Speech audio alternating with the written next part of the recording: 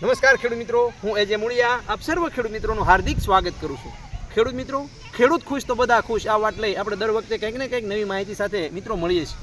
મિત્રો, આજે આપણે જે છે એક ખેતીની અંદર ખૂબ ઉપયોગી અને ખેડૂત મિત્રો માટે ખૂબ જાણવા યોગ્ય જે છે એક વાત છે, અને એ વાત એટલે મિત્રો અત્યારે સોરે ને સૌટે જ્યાં જોઈને એકલી વાત સાંભળવા મળે છે, સેન્દ્રિય કાર્બન, ઓર્ગેનિક કાર્બન. તો આ ઓર્ગેનિક કાર્બનના જેને કહીએ કે એના અણુએ એના કહેવાય કે ઝીણામાં ઝીણી વાત એ જે સાહેબ જાણે છે. અને આ સેન્દ્રિય કાર્બન શું છે, આ સેન્દ્રિય કાર્બનના શું ફાયદાઓ છે, આ સેન્દ્રિય કાર્બન કેવી રીતનો બને છે, આ સેન્દ્રિય કાર્બન શું ખેતીમાં ઉપયોગી છે, આવી ઝીણી ઝીણી વાત એ મિત્રો આજે આપણે કરવી છે. ત્યારે આ સૌ પ્રથમ જે છે એ ભાઈનો સાહેબનો પરિચય લઈને ત્યારબાદ આપણે આગળ વધીએ. સાહેબ, આપનો પરિચય અને ત્યારબાદ અમારા ખેડૂત મિત્રોને આ સેન્દ્રિય કાર્બન શું છે, સેન્દ્રિય કાર્બનના શું ફાયદાઓ છે, સેન્દ્રિય કાર્બન ખેડૂત મિત્રો માટે શા માટે ઉપયોગી છે, અને આ સેન્દ્રિય કાર્બન જે છે એ ખેડૂતો અત્યારે જે કરી રહ્યા છે, કહી રહ્યા છે, તો એની અંદર જે છે ખેડૂતોએ આ સેન્દ્રિય કાર્બનના બારામાં કઈ બાબતોની જે છે કાળજી રાખવી જોઈએ, અમારા ખેડૂતોને વાત કરો.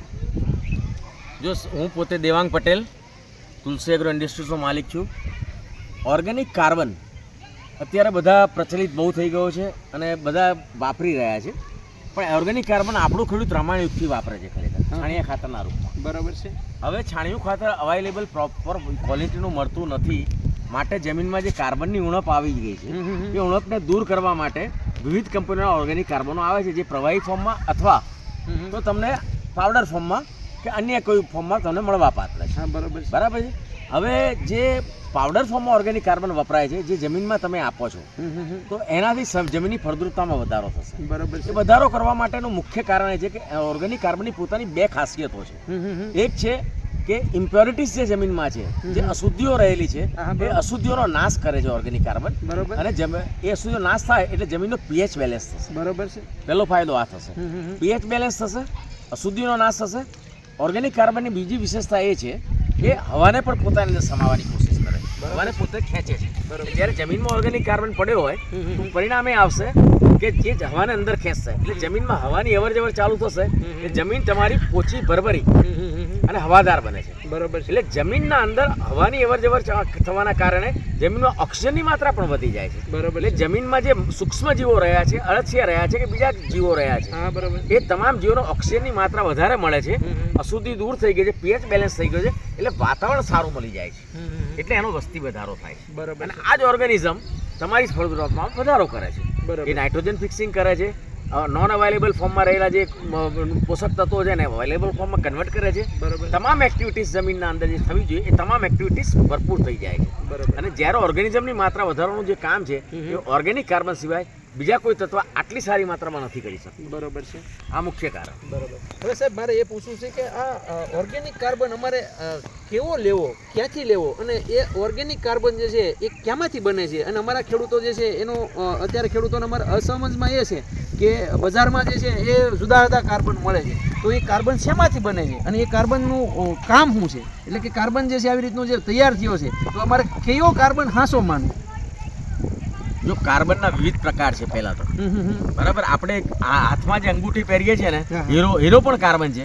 જે પેન્સિલ તો પેન્સિલ એની પણ કાર્બન છે, કોલસો બી કાર્બન છે, પણ એ બધાનો ખેતીમાં ઉપયોગ ન કરી શકાય. બરાબર છે. જે ઓર્ગેનિક કાર્બન ખેતીમાં વપરાય છે એનું સાચું નામ છે એક્ટિવેટેડ ઓર્ગેનિક કાર્બન. આ એનું પૂર્ણ નામ છે. બરાબર છે. આ કાર્બન ઉત્પન્ન કરવા કેવી રીતે બને છે, તો કોઈ એમ કે ઓર્ગેનિક કાર્બન વનસ્પતિ આધારિત પદાર્થ કે પ્રાણીજન્ય પદાર્થને એક જગ્યાએ એકઠો કરીને ચડાવવામાં આવે તો ઓર્ગેનિક કાર્બન ઉત્પન્ન થાય છે. બરાબર છે. ખેડૂત એના ઘરે બી ઉત્પન્ન કરી શકે છે. બરાબર. આપણે છાણિયા ખાતર દ્વારા બી થાય છે, જીવામૃત જેવી ઘણી બધી વસ્તુઓ છે જે ઓર્ગેનિક કાર્બનથી ભરપૂર છે. બરાબર. એ બી કરી શકે છે, પણ અત્યારે સમયનો અભાવ છે. ખેતીવાડી સિવાય બી બીજી એક્ટિવિટીમાં આપણો ખેડૂત એક્ટિવ છે. બરાબર. તો બજારમાં રેડીમેડ ઓર્ગેનિક કાર્બન અવેલેબલ છે, એનો પણ ઉપયોગ કરી શકાય છે. બરાબર છે.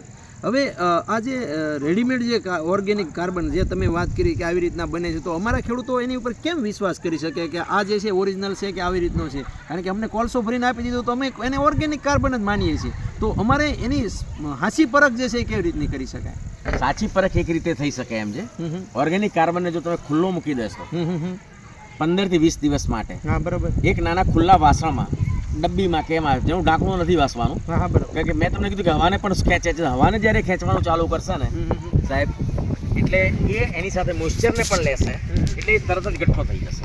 15-20 દિવસના અંતે એકઠો થઈ જશે. બરાબર છે, ખબર પડી કે આ ઓર્ગેનિક કાર્બન છે.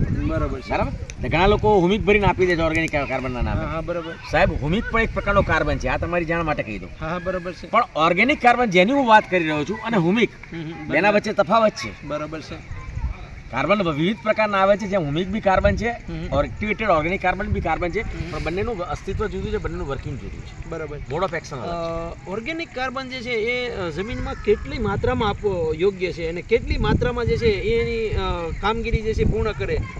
હું એવું સાંભળું છું કે 1 એકરની અંદર 1 કિલોગ્રામ, તો એની માત્રા કાફી છે એમ? એક એકરમાં 1 કિલોગ્રામ એ 20 કે 25 દિવસ માટે કાપી છે, પછી નથી.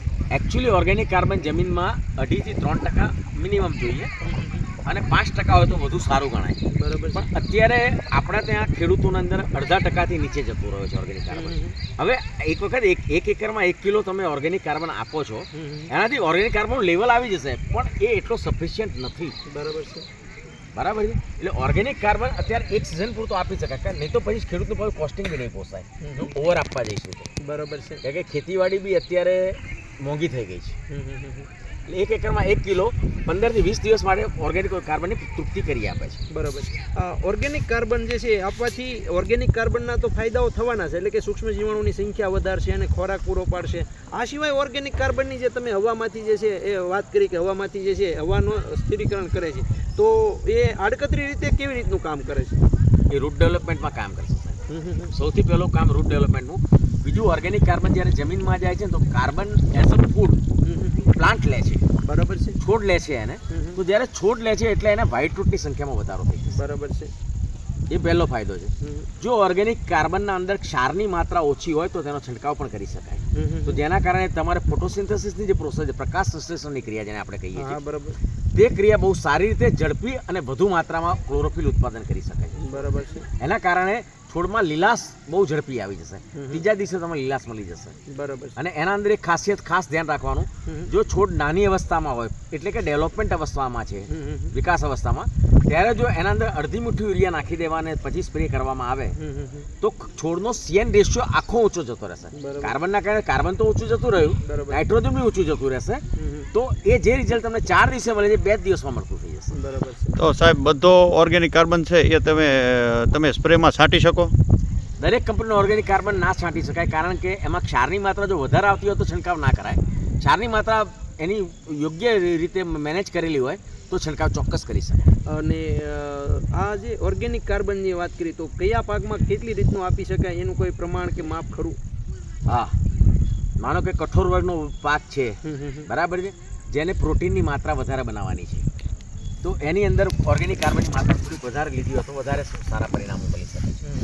જ્યારે તમારા સિરિયલ ક્રોપ્સ છે તો એના અંદર 1 કિલો પ્રતિ એકરમાં બહુ સારું રિઝલ્ટ આપી દેશે. બરાબર.